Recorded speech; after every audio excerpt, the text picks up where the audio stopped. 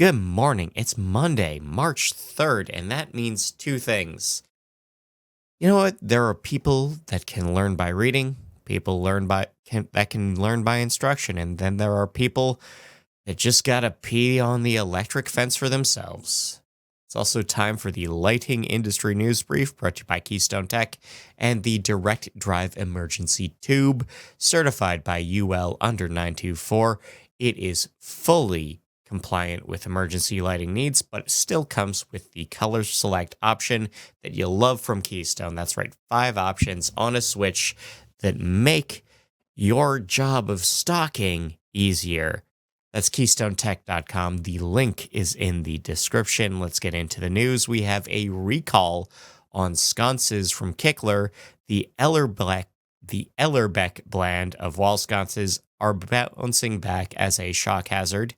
Epistar and Lexar will be merging, now operating under the name Epistar Inc. Sesco has merged with Engineering Light Sales.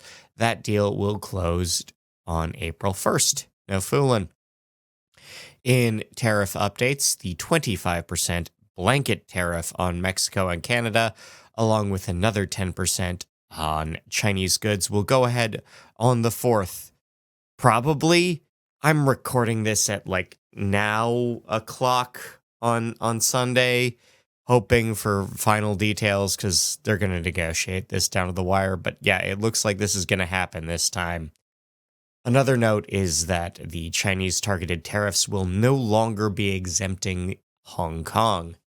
Relatedly, Canadian provinces will be renegotiating internal trade barriers for the first time in 3 decades, and the members of the Electro Federation of Canada are backing retaliatory measures. A little, 60-40 split there. We have a new executive order on copper. This boost will add more domestic extraction and refinement over environmental concerns. Every single U.S. state has proposed a right to repair law, and 5 have already passed theirs.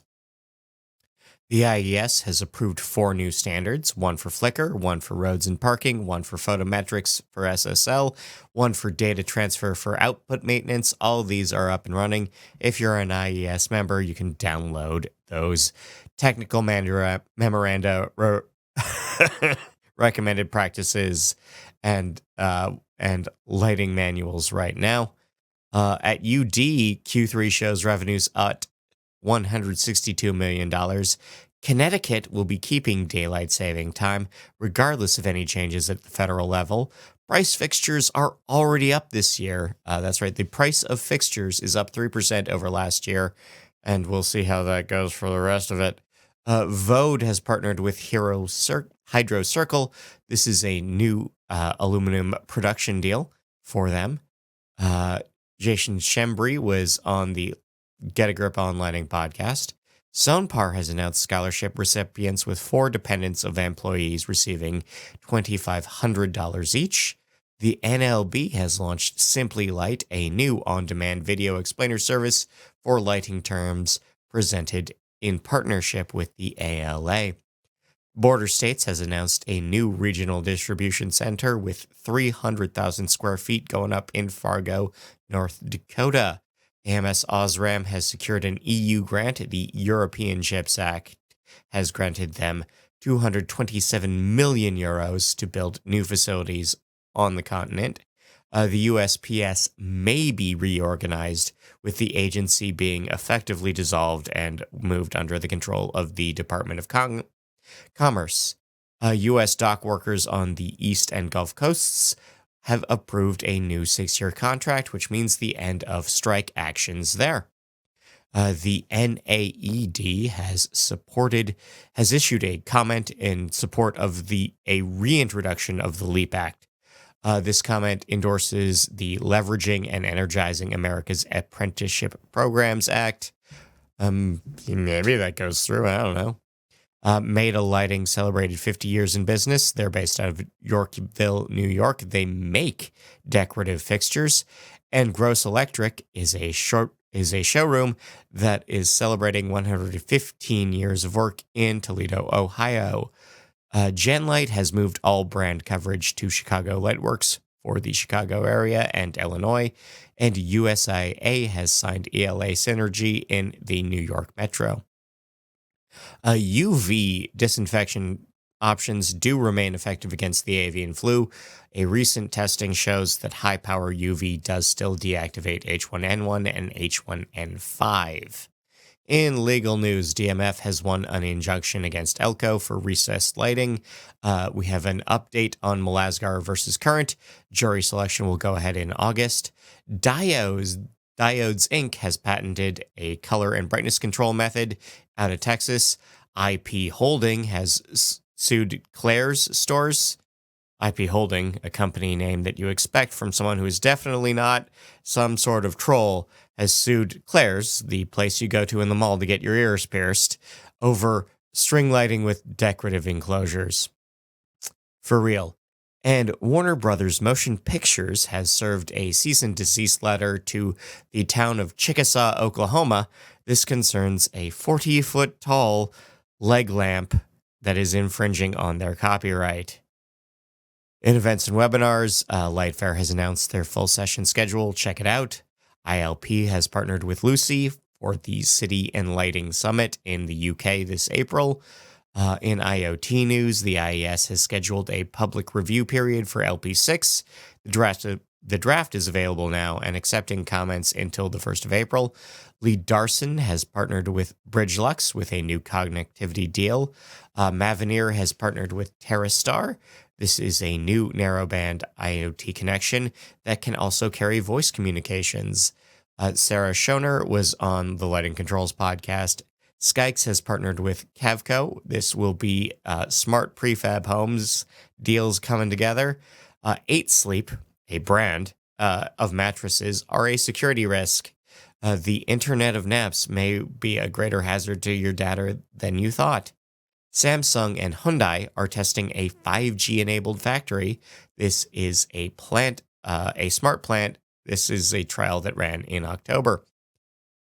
In R&D news, green light emitting cesium and lead bromide makes for a better OLED. This is a team out of Delhi developing a better perovskite structure for color rendering.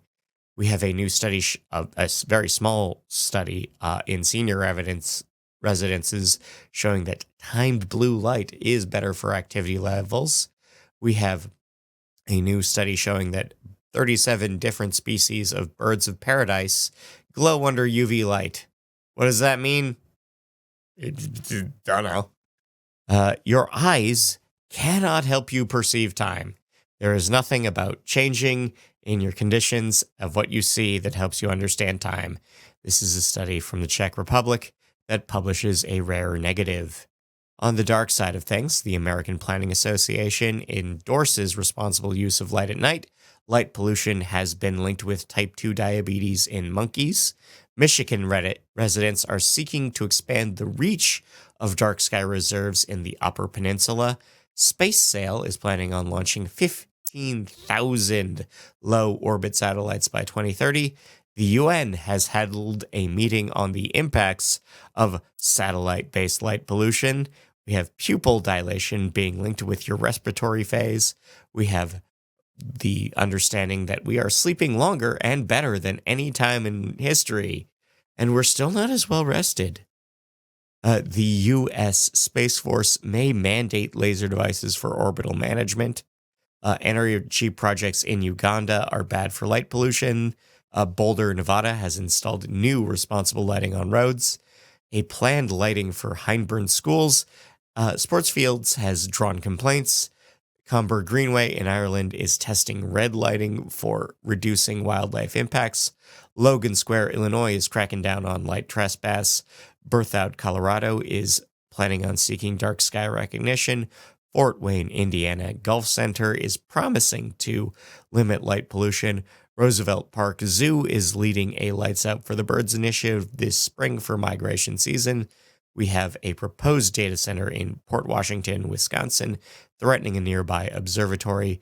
Bhopal, India is opening a campground specifically for sleep tourism.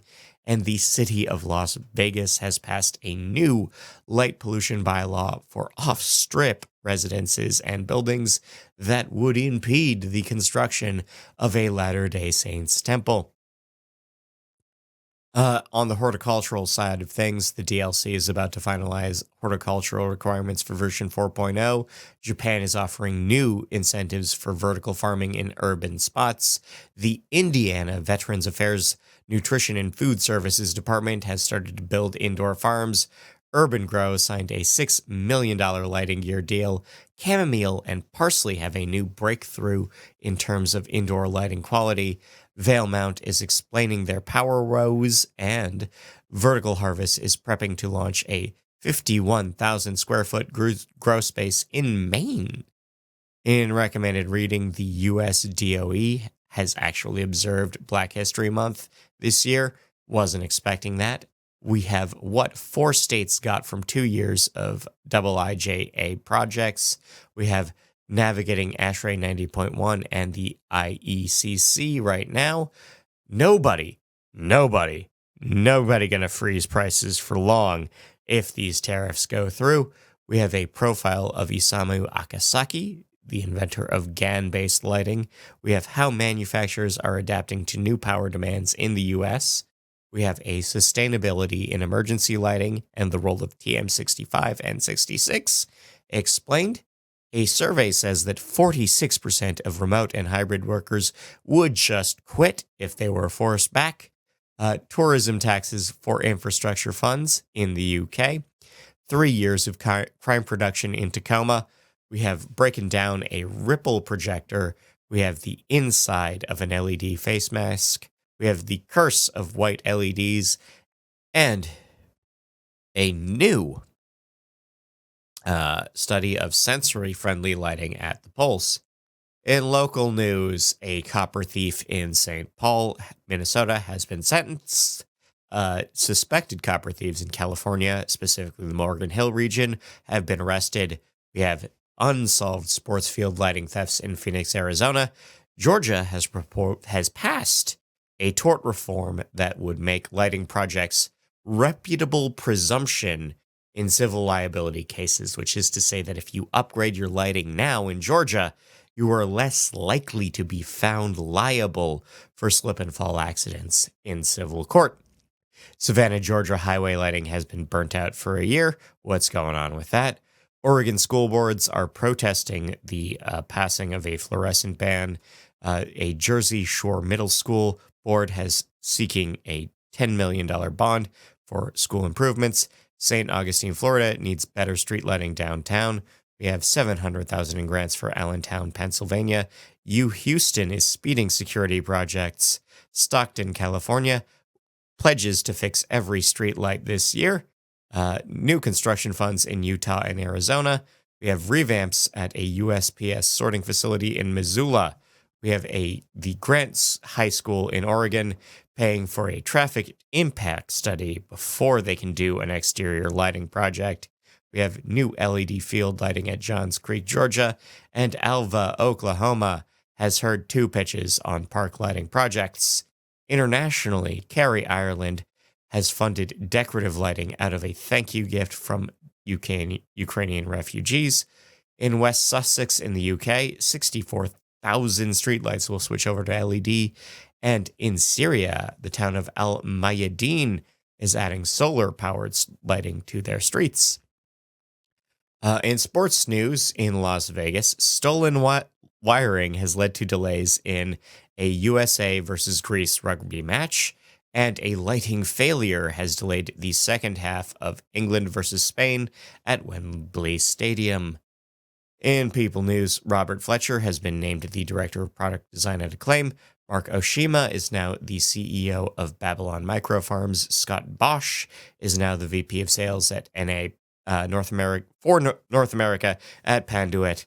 We have recent moves recapped. We have Matthew Novak, late of GA Lighting, joining Fortune Brands as an executive vice president.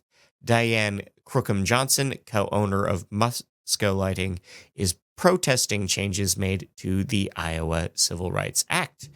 In things you can make or do or otherwise engage with, we have how to keep spiders out of your garden lights, how to hack your smart bed for privacy, how to carve a jack-o'-lantern with water jets, how to homebrew microwave motion sensors, how to test a smart LED, the best practices for door contact sensor use, how to make a selective frequency jammer, or an IoT mosquito trap. I have been Scott Wachter. I want to thank you for your time, your attention, and otherwise, thanks to our sponsors. Enjoy your week. Enjoy the music. See ya. Follow me. Come follow me. Follow me. And you will be free. You will be free.